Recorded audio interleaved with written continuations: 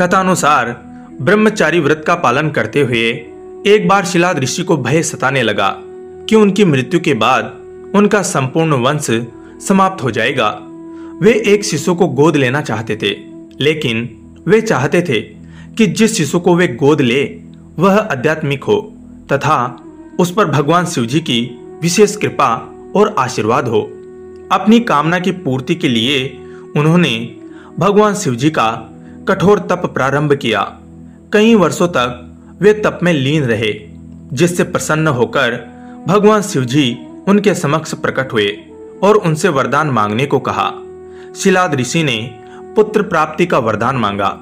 भगवान शिव जी शिलाद ऋषि को उनका मनचाहा वरदान देकर अंतर्ध्यान हो गए। भगवान शिव जी के अंतर्ध्यान होने के बाद शिलाद ऋषि ने जब अपनी आंखें खोली तो उनकी गोद में एक शिशु था। उस शिशु के चेहरे पर एक अलौकिक तेज था। शिलाद ऋषि ने उसका नाम नंदी रखा और उसका पालन पोषण करने लगे। वे उससे बहुत स्नेह करते थे, किंतु नियति ने नंदी के लिए कुछ और ही लिख रखा था। एक दिन मित्र और वरुण नामक दो संत शिलाद ऋषि के आश्रम में पधारे। शिलाद ऋषि ने उनका बहुत आदर सत्कार किया। नंदी ने भी उनकी बहुत सेवा की। प्रस्थान करते समय शिलाद ऋषि और नंदी ने दोनों संतों का आशीर्वाद लिया। संतों ने शिलाद ऋषि को दीर्घायु और कुशाली का आशीर्वाद दिया, किंतु जब नंदी को आशीर्वाद देने की बारी आई तो उनके माथे पर चिंता की लकीरें खिंच गई। शिलाद ऋषि ने यह तुरंत बाप लिया। जब वे मित्र और वरुण ऋषि को आश्रम के बाहर तक छोड़ने गए तो उनसे पूछ लिया कि उन्होंने नंदी को लंबी आयु का आशीर्वाद क्यों नहीं दिया। तब दोनों संतों ने उन्हें बताया कि नंदी अल्पायु हैं। यह सुनकर शिलाद ऋषि चिंताग्रस्त हो गए।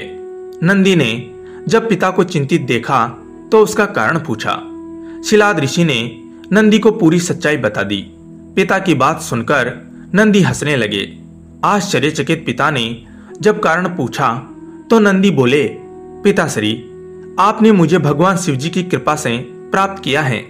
जिन पर शिव जी की कृपा होती है उन्हें कोई संकट छू नहीं सकता। यह कहकर वे पिता का आशीर्वाद प्राप्त कर भगवान शिव जी की तपस्या करने वन चले गए और तप करने लगे। नंदी का तप इतना कठोर, ध्यान इतना प्रबल और आस्था इतनी मजबूत थी कि भगवान शिव जी को प्रकट होने में अधिक समय नहीं लगा। शिव जी ने प्रकट होकर नंदी से वरदान मांगने को कहा। नंदी ने पूरी उम्र उनका सानिध्य मांग लिया।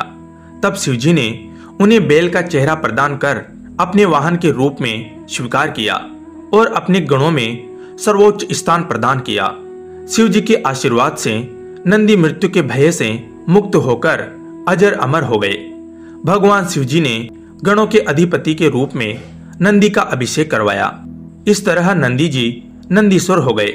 भगवान शिव जी ने नंदी जी को वरदान दिया था कि जहां उनका निवास होगा वहां नंदी का भी निवास होगा।